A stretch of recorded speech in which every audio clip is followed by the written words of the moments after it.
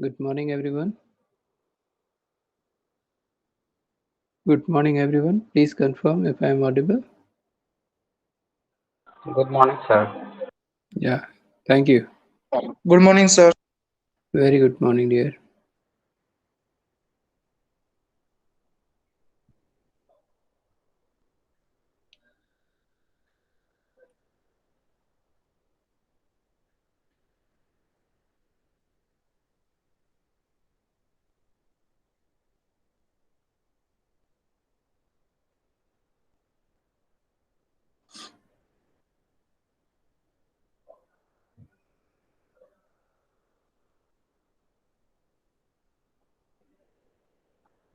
Hello, sir.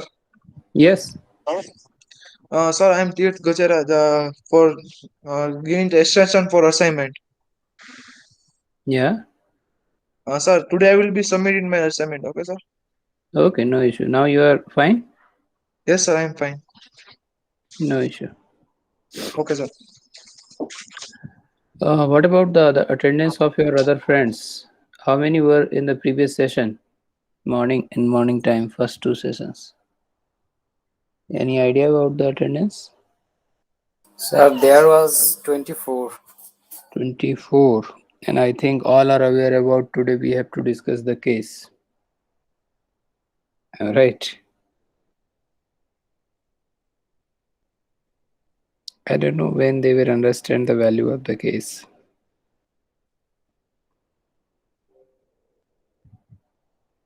And I think we don't want to testify ourselves in terms of knowledge.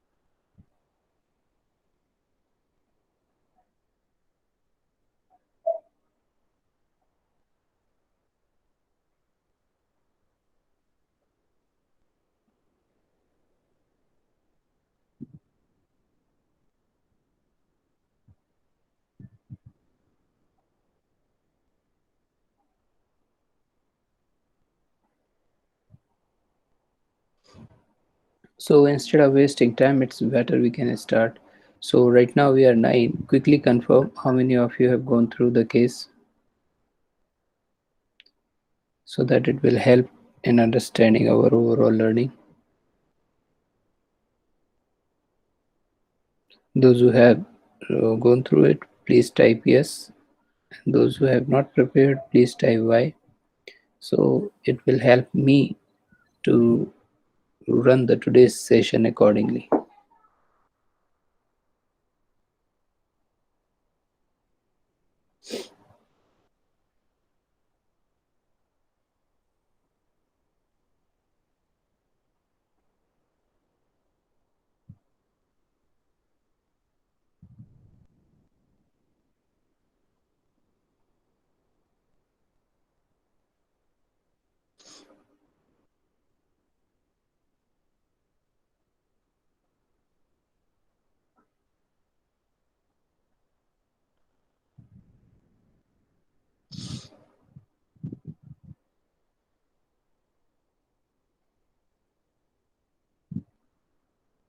Raj, you are saying no?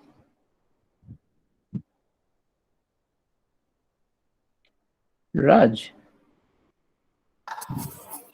Sir, I was not in last session. no, but that is pre-decided because in last to last session we discussed it. Sorry, sir. In last 2 to 3 sessions we are discussing about it, we will discuss the case. So it's not a matter that if you are not in a last session, that's only the reason. Sir, I hope you are same time checking the Google Classroom as well. Sir, I was not in last two class. Sir, sorry, I didn't check the Google No, no, Classroom also. no. But I'm sorry, it's not a, you can say the excuse which is acceptable because things are pre-planned. We have the habit of it. Am I right? If you miss the two classes, you can easily understand that now we are about to close the module. I uploaded the case videos in form there as well.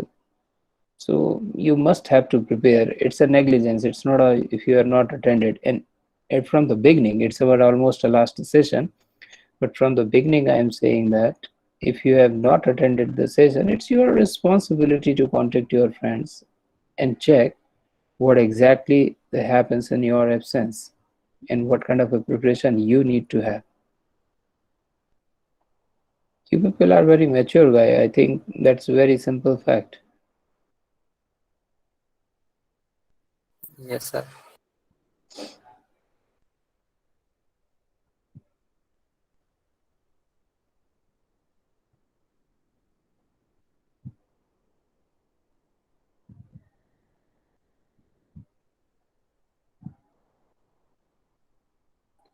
Okay.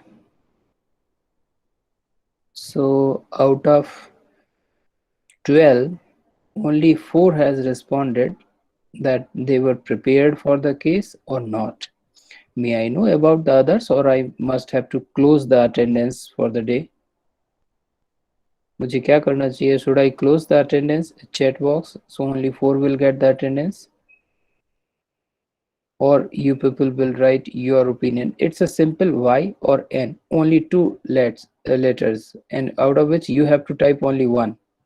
Yes, I am prepared, or no, I have not prepared. That's only the point. Y और N type करने में भी इतना time लगता है और उसमें भी hesitation.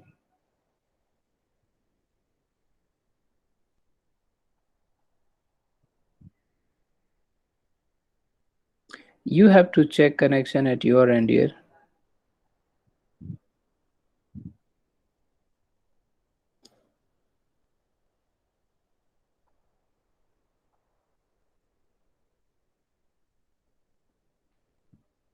Okay. So I don't think so. I need to repeat the video. Should I? Please let me know.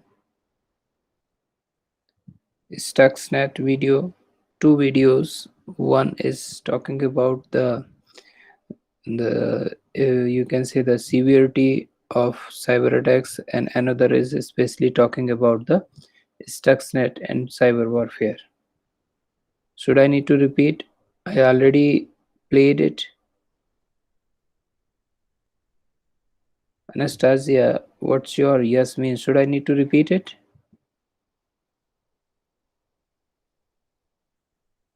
Please type it again. Anastasia, should I need to repeat those video? Okay.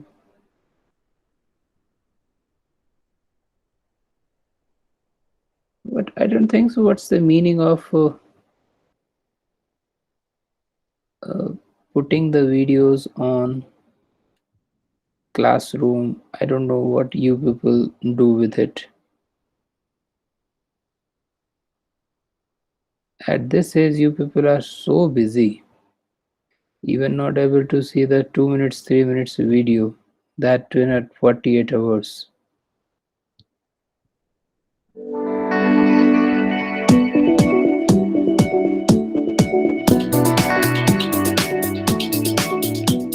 Watch it On properly. November 24th, 2014, it was the Monday before Thanksgiving.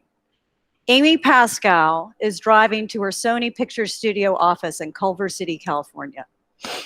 It's a day just like any other day for the Sony studio chief until she turns on her computer.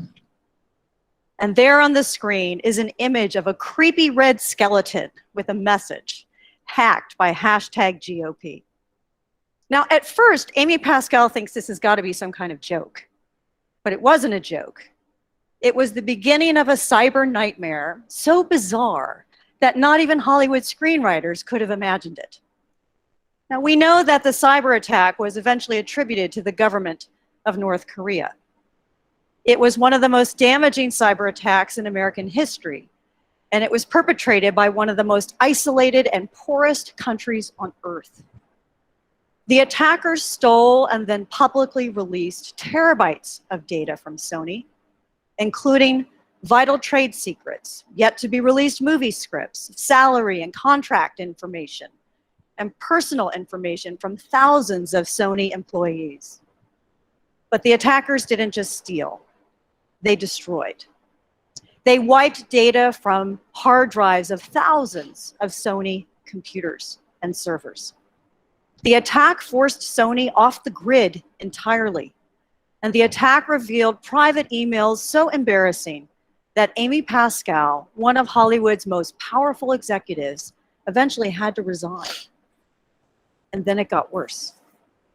The attackers darkly warned of 9/11, and they vaguely threatened violence in movie theaters if Sony went ahead with its planned release of the movie The Interview, the comedy depicting the assassination of North Korea's leader, Kim Jong-un. President Obama got involved. The FBI began to investigate. And in the end, the Sony hack wasn't just about Sony anymore. It was a national security incident, an international crisis, and a sneak preview at the future of cyber warfare. Now, just how serious are cyber threats to our nation as a whole, to our nation's economic vitality, to our national security? And how do leaders think about cyber threats in the context of other national security dangers that we confront in the United States? That's the story that I want to tell today. And the story starts by taking a look at the broader threat landscape that US foreign policy leaders have been confronting for the past several decades. This is a picture of the threat environment during the Cold War. It's a picture of a medium-range Soviet ballistic missile, an SS-4, as it's being paraded through Red Square in Moscow. This particular photograph is a Central Intelligence Agency reference photograph that was used during the Cold War. During the Cold War, foreign policy leaders knew that they faced the grave prospect of nuclear Armageddon, but they also knew that they faced a single principal adversary. They knew who that adversary was. They knew where that adversary was, and they had a pretty good idea of the Soviet Union's intentions and its capabilities. After all, the Soviets are parading their nuclear weapons through Red Square, and they're operating at the bureaucratic speed of 5-year plans. This is a picture of the threat environment today. It's more crowded and more uncertain and more complicated than any time in modern American history. It's filled with rising states, declining states, weak states, failed states, rogue states, non-state actors ranging from ISIS to anonymous, and transnational threats like global climate change. And the threat environment isn't just more crowded or complicated today, it's changing faster than ever before too. Every year, the Director of National Intelligence issues a public threat assessment where he runs down the list of dangers confronting the country. In 2007, not that long ago, that threat assessment did not put one word in it about cyber, not one. As late as 2009, cyber threats were so far down the list, they were right near the bottom, just after drug trafficking in West Africa. Not anymore. Cyber threats in the past few years have vaulted to the top of the threat list. And today, many experts and government officials are worried about 3 classes of cyber attacks or threats to our country.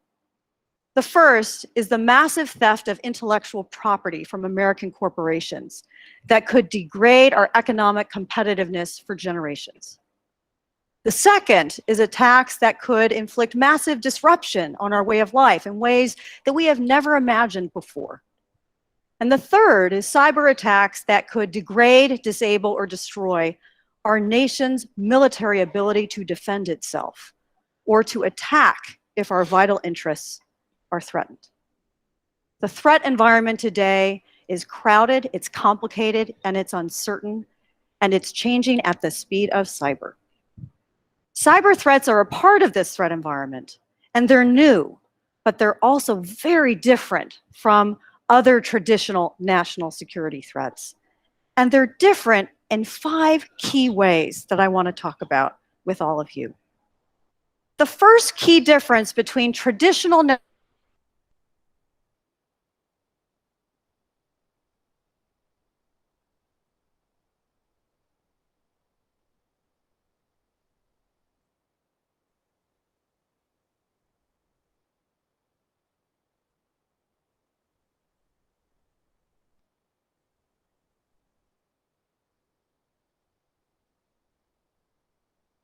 land domain, the sea domain.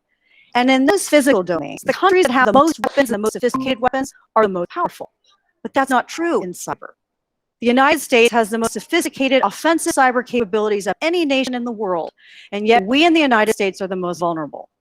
Why? Because we're the most connected. We rely on networks and connectivity for our economy, for our civil society, for our government, for our military, in tremendous and wide-ranging ways. Our connectivity is the source of our strength and the source of our weakness. The second major difference between traditional national security threats and cyber threats is that in cyberspace, the US government cannot go it alone. And this too is new. In every other security realm, the government is considered the legitimate monopoly provider of security. Now, what do I mean by that? If you think about how you want safe streets in your neighborhood, you pick up the phone, you call the police. The police, the government, legitimate monopoly provider of security for safe streets in your neighborhood. Well, the same thing is true if you want a safer country. If you want to secure your country from foreign attack, you strengthen your military, legitimate monopoly provider of security. But in cyberspace, it doesn't work that way. Because 85% of our nation's critical infrastructure is not owned by the US government, it's owned and operated by the private sector. Our power system, our telecommunications networks, our financial system, owned and operated by private actors.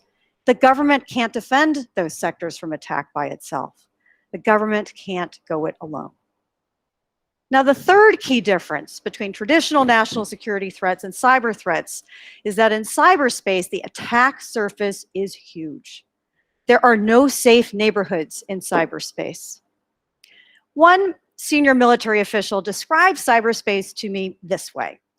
He said, imagine that there's a street in cyberspace that runs through the best parts of town and the worst parts of town, all at the same time. And on this street in cyberspace, people are doing the exact same things they're doing in the physical world. They're going shopping, they're going to their bank, they're watching movies, they're visiting friends. But there are also people on this street that are robbing banks, selling drugs, mugging people, committing all sorts of other crimes. Good guys, bad guys, they're all there together. They're all connected. There are no safe neighborhoods in cyberspace. Now, in part, this is because the internet was never designed to create safe neighborhoods in cyberspace. It was designed by a handful of researchers, including some right here at Stanford, to connect each other, a handful of people who knew each other, trusted each other, and wanted to share their work with each other. Only now, there aren't a handful of researchers on the internet. More than 40% of the world is on the internet, and internet traffic is expected to triple in the next 3 years alone. And then there's the growing Internet of Things. We are moving to a world where we are going to have appliances that are so smart, they turn themselves on when power rates are low, and they remind us to buy milk before we run out.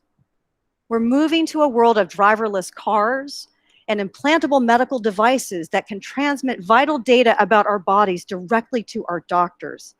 The growing Internet of Things is incredible, but it comes with a dark side, and that dark side is called vulnerability. Because anything that is smart is vulnerable. Now, technologists and computer scientists have a rule of thumb. And that rule of thumb is that when it comes to code, there is one defect for roughly every 2,500 lines of code. One defect for roughly every 2,500 lines of code. Think of it as a chain link fence, where every 2,500 links in that fence, there's a weak link or a missing link, right? One defect for every 2,500 lines of code. And think about the cyber bad guys that are out there. They're like the velociraptors in the movie Jurassic Park. Anyone remember them? Always trying to get out of the fence. So the cyber bad guys are out there, and they're spending every minute of every day testing the fence, penetrating the fence, looking for that one in every 2,500 links that might be weak or missing so they can get through. Okay. Now consider this. If you have an Android phone, that phone has 12 million lines of code making it do all those great things. That's nearly 5,000 inherent vulnerabilities in the code. Not malicious vulnerabilities, just mistakes or oversights or weaknesses that are inherent in the code that the coder never thought about.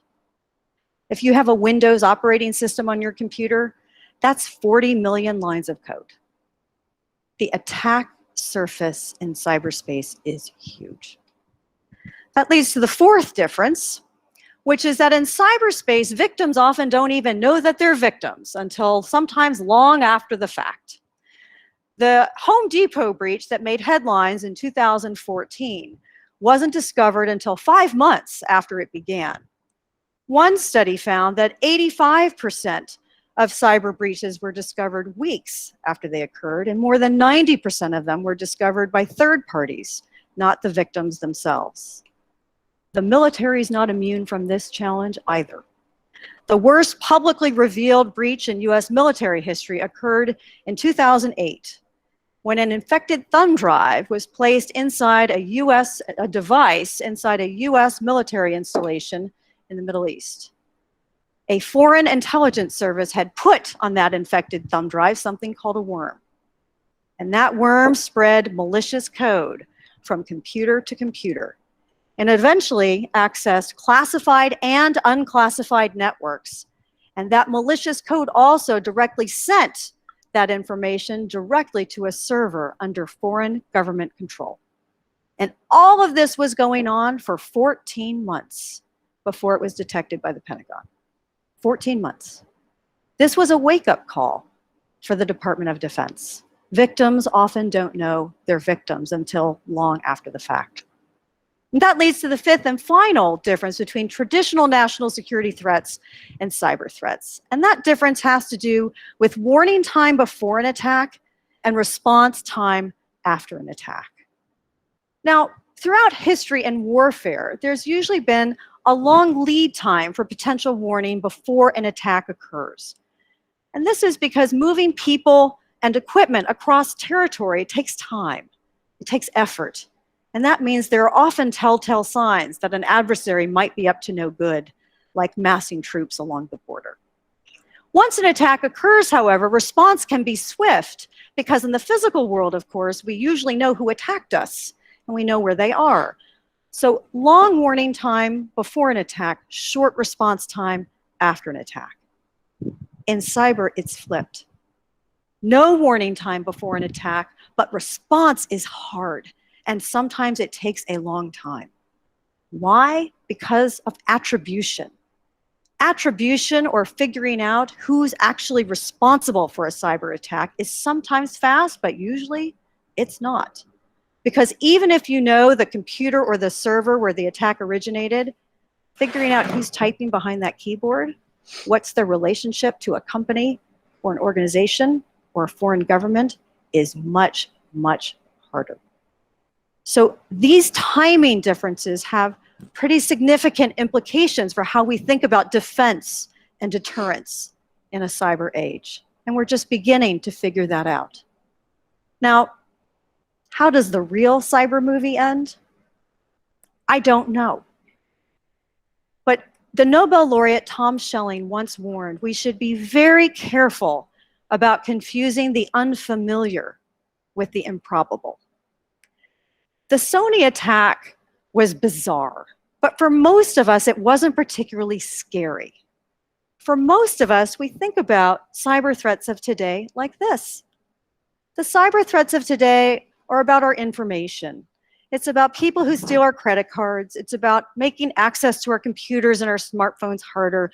It's about remembering how to remember those passwords now. The cyber threats of today are annoying. They're not alarming. But the cyber threats of tomorrow won't just make our information unsafe.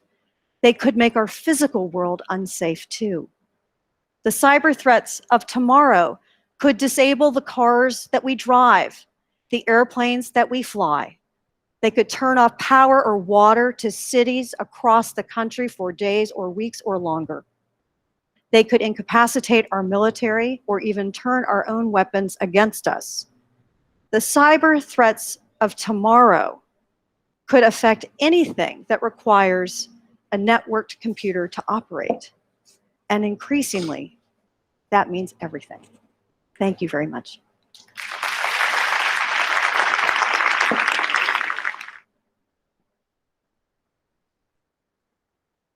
I'm expecting that you are closely watching it, and I request again, since I already uploaded those things on Google Classroom, in case with the case, you just watch it again, prepare your notes, what exactly it is. It is this particular video is giving many insights for this module and even for personal knowledge as well. Now look into the next 2 years video. ago, a computer virus called Stuxnet infected and damaged the Iranian nuclear program. And that may sound like a good thing, but we are now learning this type of cyber attack could also be used against us. Last night on 60 Minutes, correspondent Steve Croft reported on this new cyber warfare battle. Few people know more about the dark military art of cyber war than retired General Michael Hayden. He's a former head of the National Security Agency and was CIA director under George W. Bush. He knows a lot more about the attack on Iran than he can say here. This was a good idea, all right? But I also admit this was a really big idea too. The rest of the world is looking at this and saying, clearly someone has legitimated this kind of activity as acceptable international conduct. The whole world is watching. The story of what we know about the Stuxnet virus begins in June of 2010, when it was first detected and isolated by a tiny company in Belarus after one of its clients in Iran complained about a software glitch. Within a month, a copy of the computer bug was being analyzed within a tight-knit community of computer security experts, and it immediately grabbed the attention of Liam Omerku, an operations manager for Symantec, one of the largest antivirus companies in the world. As soon as we saw it, we knew it was something completely different. Steve Croft joins us now. Welcome. Charlie, good to be here. Good report. Can you summarize in a simple way how they were able to do this and have that impact on those centrifuges in Iran? Well, somebody created a virus that was designed to hit one specific target in the entire world, something that had a bunch of a certain configuration of equipment that the computer or the virus was able to determine if it was the right target. This is what it was looking for. Yeah. It's one of the most ubiquitous pieces of machinery in the world. It's called a programmable logic computer, and it's just a piece of plastic with some chips in it, and it controls factory floors all over the world. This will tell you what chemicals and what amounts to put into a product that you're making. It'll tell you when to heat up the plant or cool it down. Could be used, for example, to shut off a cooling system at a nuclear reactor. And it was really the first virus to attack this little piece of equipment. And it was after a certain kind of Siemens equipment. And by doing that, they were able to affect the centrifuges in Iran at a particular place. Right. What it did was it essentially, the virus this sits in between the operators of the plant and the machinery on the floor. And what the virus was able to do was able to get in here, rewrite the software, and tell the machines to do something entirely different without the operators of the plant knowing it. You spoke in your piece, for people who didn't see it, with retired General Mike Hayden, who of course is also former head of the NSA and the CIA director. There's a little bit more of your interview we didn't see last night. We want to play right now. Do you think it was an act of war? I would not call it an act of war. Look, given my own background, Steve, I mean, I've got this whole universe of things between peace and war that are called covert actions. I don't think whoever did this considered it to be an act of war. The Iranians have not quite responded to it as if it were an act of war. It's in that space between the two. If the United States were involved in this or were to become involved in something like this, how high would the authorization have to go? You're asking a theoretical question. Right. I'm going to give you a theoretical answer based upon my experience in government. Something of this nature gets approved in the West Wing. General Hayden said a lot of things in which he made space between the fact when he was in government making policy and where he is now. But he knows a lot of stuff. He knows a lot of stuff, and he knows a lot of stuff that he can't say. And he was president or director of the CIA for George Bush at a time this would have been greenlighted. What do they fear the most? Well, I think that they fear somebody using something like this against us. And the thing that's really interesting about it is that this virus, as General Hayden said, it's not like a conventional weapon that destroys itself along with the target. It's out there for people to copy. So you can actually go online and find the formula for making this, the code. It's the footprints that Cesar, I think you referred to it, or someone in the report did last night. It really is a Pandora's box that now has been opened. Right. And somebody else could turn around and modify it and use it against us if they can find the way into our computer system. Is there any indication that that's being done, or that anything specifically being built on Stuxnet right now? Well, there's now another virus sort of moving around the world called Dooku that a lot of people think was built by the same people, or it's or have used the code of Stuxnet. There's also targeting PLCs. It seems right now to be extracting information from the PLCs so that it could be used in another Stuxnet type attack. But this is really an historic thing. I mean, it's going to be a component of war from now on. This was an historic event. And it can be used to disrupt all sorts of things. The conventional wisdom or the perceived wisdom is that this might have been done by the Israelis, but they could not have done it without U.S. help. I don't think so. I think that everybody feels that it was mostly a U.S. operation, everybody that we have talked to. A U.S. operation. U.S. operation, but obviously there was a lot of intelligence that was picked up on the ground. Somebody knew how this plan operated. And certainly I think the Israelis have proved that they have a bunch of people on the ground there. Indeed. Thank you, Steve.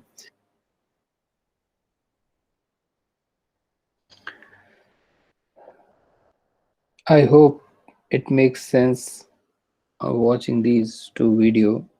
Now I am sharing my screen for case. So quickly we will through it after getting a good understanding. Just a minute. Yes. I hope my slide is visible.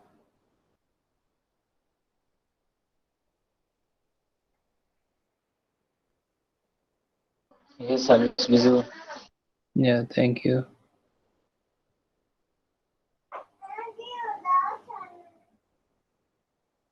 So cautions was already there in the case. So what are the three classes of cyber attack and their effect according to the first video, Zertag video? So I hope you can understand, and that also we discussed in our session. Three classes. Anyone, any idea?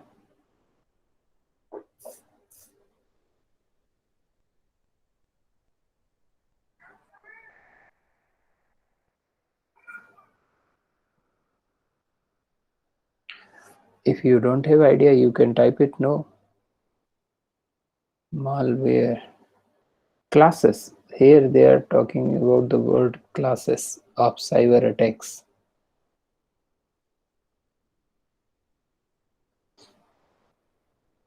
If you don't have any idea, you can type no or N.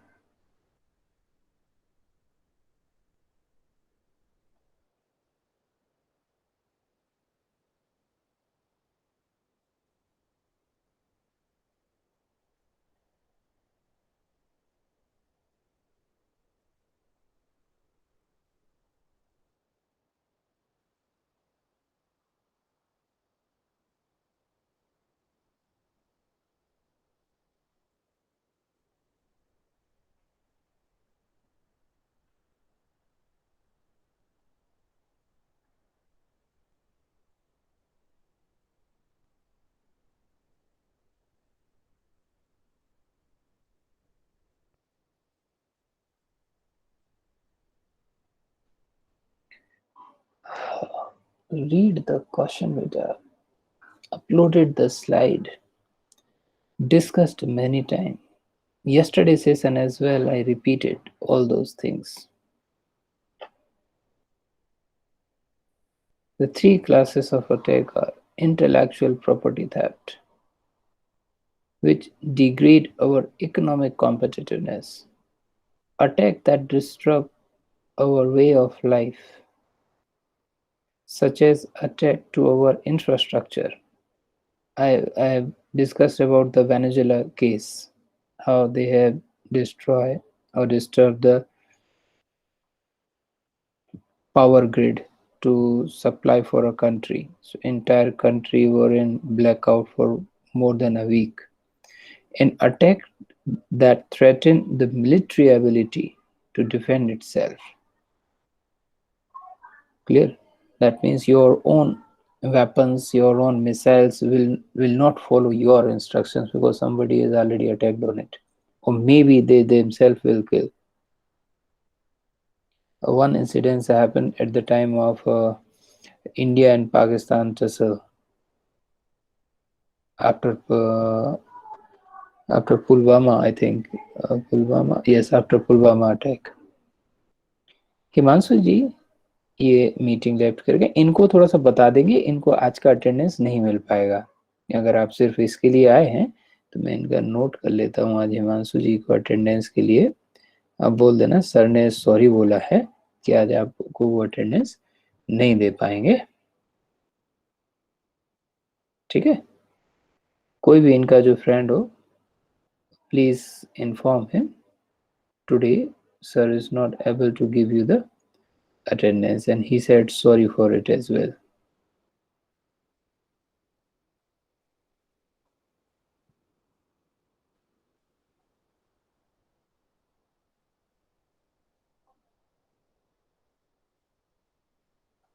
What are the 5 differences between the cyber warfare and traditional warfare that I also see mentioned in the first video?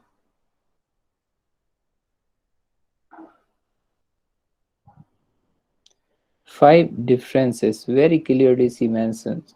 Most powerful, most vulnerable.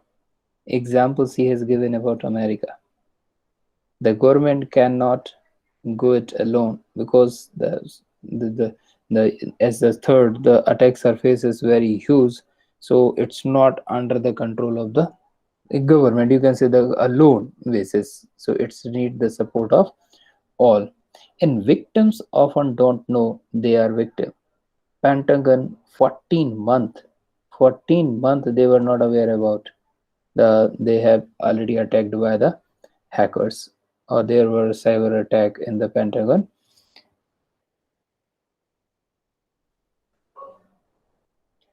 Then warning and decisions, both are different in the sense in the real warfare, you know very well. For example, after Pulwama, Pakistan were aware about that the India is going to do something sufficient time, but the strike was in the different kind of a decision. I'm right, that's the intellectual fight, you can say. But in cyber warfare, it's a different, almost no warning. Anytime, any moment, within a second, fraction of second, things will happen. So these are the 5 key differences you can say in the traditional and the cyber warfare. What is the Stuxnet event considered to be historic? Why? Stuxnet event. If you have gone through the case that's mentioned there and in the second video, that was the first reported incidents why a country against another country through the cyber attack.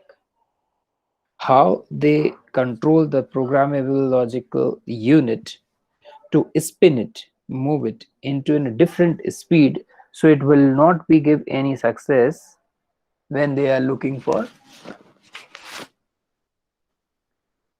the nuclear bomb or to become a nuclear power, the Iranian nuclear power movement. So because it was the first documented effort to use computer malware to disrupt and harm another nation. That's why it's a historic, that already mentioned in the case, video, everywhere. What is a danger that creators of Stuxnet have created for other industrial countries, including the United States? What is the greatest fear created by Stuxnet? Just imagine.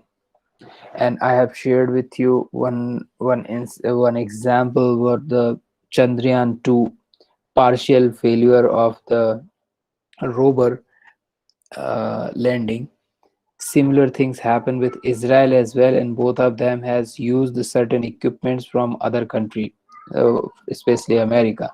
So there were you can say doubt, you can say that they have purposefully given them a different kind of a device which not functions well, and even it disturbed the overall functionality that I already discussed with you, if you can recall. So that's the dangerous problem. The problem is that the code itself can be copied, changed, or replicated. Another thing which I have shared with you is Indian, you can say the Bollywood movie Robot. How the robot, that means the program changed, and your own robots start working against you. Do you people remember?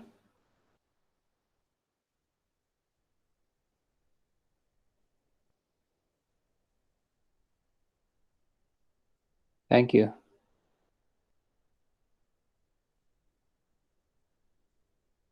Why are people or agent needed on the ground in order for the Stuxnet virus to work? Because they need to plant it perfectly, so people on the ground are useful if not always necessary. So the configuration, proper configuration of PLC in a factory and the local network, they are connected.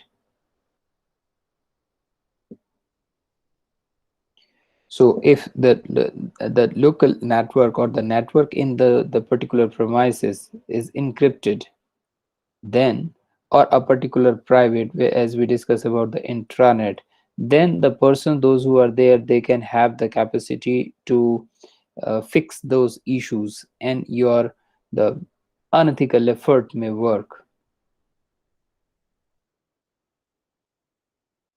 So why did Iran and America commentators not considered Stuxnet as an act of war? Because they identified, they solved, but there is no other things happens like in a war kind of a situation.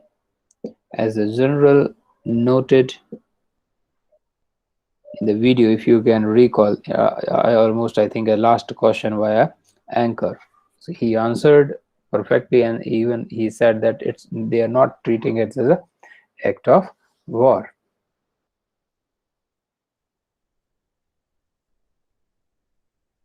This is all about the case. We will have one more session in next week.